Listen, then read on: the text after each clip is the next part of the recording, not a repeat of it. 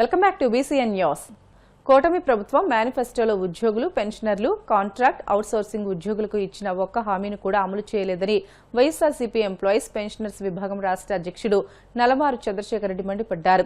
Tadepalli party కేంద్ర కార్యాలయంలో ఆయన మీడియాతో మాట్లాడుతూ ఉద్యోగుల హక్కులను కాలరాస్తూ పీఆర్సీ, ఐఆర్, డీఏలు, పెన్షన్ ప్రయోజనాలు, బకాయిల చెల్లింపులో ప్రభుత్వం పూర్తిగా విఫలమైందని విమర్శించారు. ఇచ్చిన హామీలన్నింటినీ వెంటనే అమలు చేసి ఉద్యోగులు, పెన్షనర్లకు న్యాయం చేయాలని డిమాండ్ చేశారు. ఒక్కటి కూడా నెరవేర్చకుండా 2 సంవత్సరాలు దాటి ఈ రోజుకి 25 నెలలు మొత్తం కూటమి ప్రభుత్వం ఏర్పడి,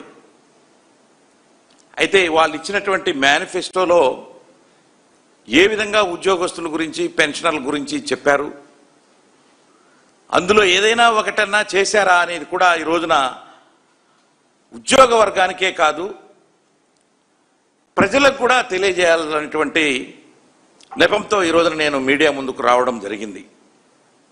ఏ విధంగా చంద్రబాబు నాయుడు గారు కూటమి ప్రభుత్వం ఎన్నికల సమయంలో ఇచ్చినటువంటి వాగ్దానాలు మేనిఫెస్టోలో అయితేనేంటి, వివిధ రకాలైనటువంటి ప్లాట్ఫామ్స్ మీద మీటింగ్లలో చెప్పినటువంటి ఏ ఒక్కటి కూడా ఉద్యోగ వర్గానికి నెరవేర్చకుండా మోసం చేశాడు అని చెప్పేసి చెప్పడానికి నేను ఈ రోజున మరి మీడియా ముందుకు రావడం జరిగింది. మరి ఉద్యోగులకు, పెన్షనర్స్కి కూటమి ప్రభుత్వం ఇచ్చినటువంటి మేనిఫెస్టో ఇదండి. ఈ మేనిఫెస్టోలో దాదాపు 10 పాయింట్లు చెప్పారు ఉద్యోగస్తులు, పెన్షనర్స్ గురించి, వర్కింగ్ కమ్యూనిటీ గురించి. ఏ ఒక్కటి కూడా నెరవేర్చలే ప్రభుత్వం. అంటే సగమైంది ప్రభుత్వం. ఈరోజు 25 నెలలు దాటిపోయిందంటే ప్రభుత్వం సగమైనట్టే. అయితే ఉద్యోగ వర్గం అంతా కూడా మొన్నటి వరకు చూశారు. మరి ఏ ఒక్కటి కూడా నెరవేర్చకుండా తీవ్రమైనటువంటి జాప్యం జరగడం మూలాన,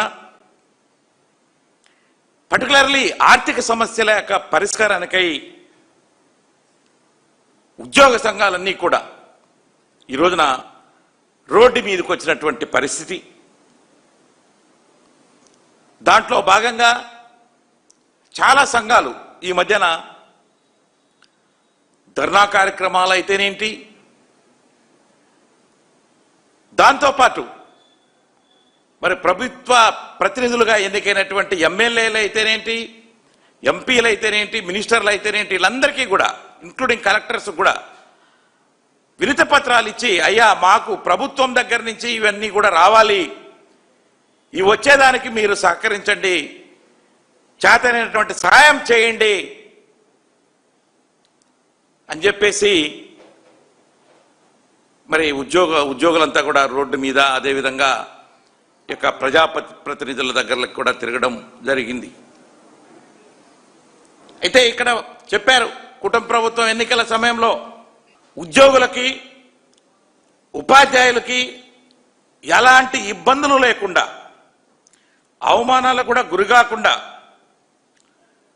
మరి పూర్తిగా అనుకూల వాతావరణంలో పనిచేసే విధంగా మేము చూసుకుంటామని చెప్పేసి మొదటి హామీ ఇచ్చారండి. నేను అడుగుతున్నా ఈ రోజున కూటమి ప్రభుత్వాన్ని,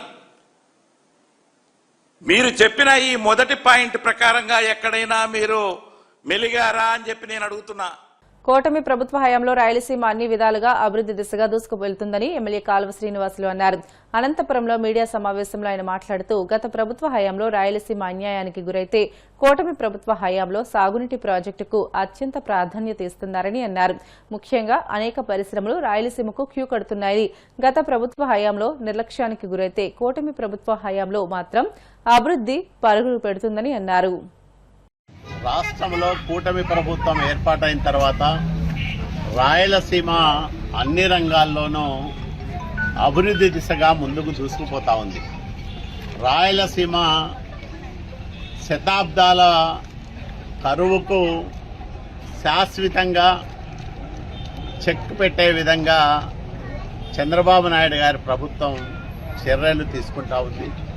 ఒకవైపు సాగునీటి ప్రాజెక్టులపైన ప్రత్యేక శ్రద్ధ పెడుతూనే 2014-19 మధ్యకాలంలో 12,000 కోట్ల రూపాయల నిధులను రాయలసీమ సాగునీటి ప్రాజెక్టులకు ఖర్చు చేసిన చంద్రబాబు నాయుడు గారి ప్రభుత్వం ఆ తర్వాత జగన్మోహన్ రెడ్డి 5 ఏళ్లలో 2,000 కోట్ల రూపాయలు కూడా ఖర్చు పెట్టకోకుండా రాయలసీమ సాగునీటి ప్రాజెక్టులను నిర్లక్ష్యం చేస్తే మళ్ళీ 2 సంవత్సరాల తర్వాత ఈ 2 ఏళ్లలోనే 12,000 కోట్ల రూపాయలు రాయలసీమ సాగునీటి ప్రాజెక్టులకు కేటాయిస్తూ ఖర్చు పెడుతున్న ప్రభుత్వం ఎన్డీఏ కూటమి ప్రభుత్వం. ఒకవైపు రాయలసీమలో సాగునీటి సౌకర్యాలను విస్తృతం చేయడం ద్వారా 1,00,000 కోట్ల రూపాయల పెట్టుబడులతో ఉద్యానవన హబ్గా రాయలసీమను మార్చాలని కంకణం కట్టుకొని పనిచేస్తూ ఉన్నాడు. ఈ వారంలోనే చిత్తూరు జిల్లాలో అనేక పరిశ్రమలకు ఊపు చేశారు. అట్లాగే కడప ఉక్కు కర్మాగారం పనులు ప్రారంభమైనాయి. పక్కనే బ్రహ్మణి స్టీల్స్కు గతంలో కేటాయించిన భూములను రద్దు చేస్తూ ఈరోజు ప్రభుత్వం స్వాధీనం చేసుకుంది. అక్కడ కూడా పరిశ్రమలు వస్తాయి. అంటే గతంలో పారిశ్రామికంగా తీవ్ర నిర్లక్ష్యానికి గురైన రాయలసీమ ప్రాంతంలో ఈరోజు కొత్త పరిశ్రమలు వచ్చేదానికి అనేక చర్యలు ప్రభుత్వం తీసుకుంటా ఉంది. ఇన్ని కార్యక్రమాలు చేస్తూ ఉండే ప్రభుత్వానికి ప్రజలు ఆశీర్వాదం అందజేయాలని రాయదుర్గం నియోజకవర్గంలో కూడా ఒక 2 ఉక్కు పరిశ్రమల విస్తరణకు దాదాపు 1,700 కోట్ల రూపాయల ఖర్చుతో పనులు త్వరలోనే ప్రారంభమవుతాయి. ఇప్పుడున్న పరిశ్రమలనే విస్తరిస్తూ ఉన్నారు. అదనంగా మరికొన్ని పరిశ్రమలు ఇక్కడికి వచ్చే అవకాశం ఉంది. పరిశ్రమల శాఖ మంత్రి టీజీ భరత్ గారికి రాయదుర్గం వచ్చినప్పుడు విజ్ఞప్తి చేసిన మేరకు ఆయన కూడా ప్రయత్నాలు చేస్తూ ఉన్నారు. ఇవన్నీ ఫలించి సత్ఫలితాలు వస్తే రాయలసీమ ప్రాంతం సస్యశ్యామలంగా మారడంతో పాటు ఉద్యానవన హబ్గా రూపాంతరం చెందడంతో పాటు పరిశ్రమలకు నిలయంగా మారుతుందనే దాంట్లో ఎలాంటి అతిశయోక్తి లేదు.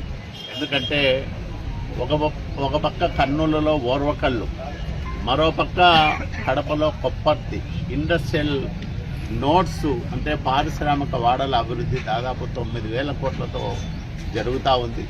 ఇవన్నీ కార్యరూపం దాలిస్తే మరో 5-10 సంవత్సరాల కాలంలోనే రాయలసీమ రాష్ట్రంలోనే అభివృద్ధికి చిరునామాగా మారుతుందనే దాంట్లో ఎలాంటి అతిశయోక్తి ఉండదు.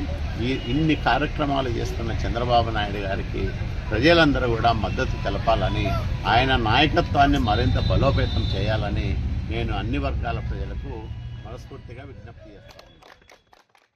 చిత్తూరు జిల్లా పలమనేరు సమీపంలోని నాగమంగళం జాతీయ రహదారిపై టమాటా లోడ్తో వెళ్తున్న ట్రాక్టర్ను వెనుక నుంచి వచ్చిన టమాటా లోడ్ లారీ ఢీకొట్టింది. ఈ ప్రమాదంలో 2 వాహనాల్లోని టమాటాలు రోడ్డుపై పడిపోయాయి. ట్రాక్టర్, లారీ డ్రైవర్లు స్వల్ప గాయాలతో బయటపడ్డారు. ప్రమాద కారణంగా జాతీయ రహదారిపై కొంతసేపు ట్రాఫిక్ అంతరాయం ఏర్పడింది. పూర్తి వివరాలు పోలీసుల విచారణలో తెలియాల్సి ఉంది. వార్తలు ముగించే ముందు ముఖ్యాంశాలు మరొకసారి.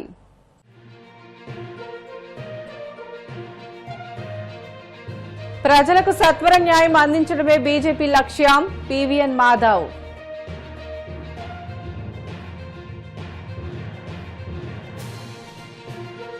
విశాఖ నగరంలో కాలుష్య నియంత్రణపై రాజీ పడే ప్రసక్తే లేదు, పి కృష్ణయ్య.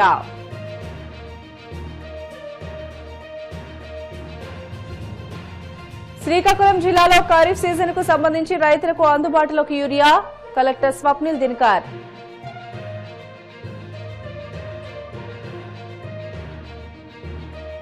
మేనిఫెస్టోలో ఉద్యోగులు, పెన్షనర్లు, కాంట్రాక్ట్ అవుట్సోర్సింగ్ ఉద్యోగులకు ఇచ్చిన హామీలను నెరవేర్చడంలో కూటమి ప్రభుత్వం విఫలం, నలమారు చంద్రశేఖర్ రెడ్డి. ఇవి ఇప్పటివరకున్న బులెటిన్లోని అప్డేట్స్. మరిన్ని వార్తల కోసం వీసీఎన్ డిజిటల్ యూట్యూబ్ ఛానల్, ఫేస్బుక్ పేజీని ఫాలో అవ్వండి. మరిన్ని అప్డేట్స్ కోసం ప్లీజ్ డూ సబ్స్క్రైబ్.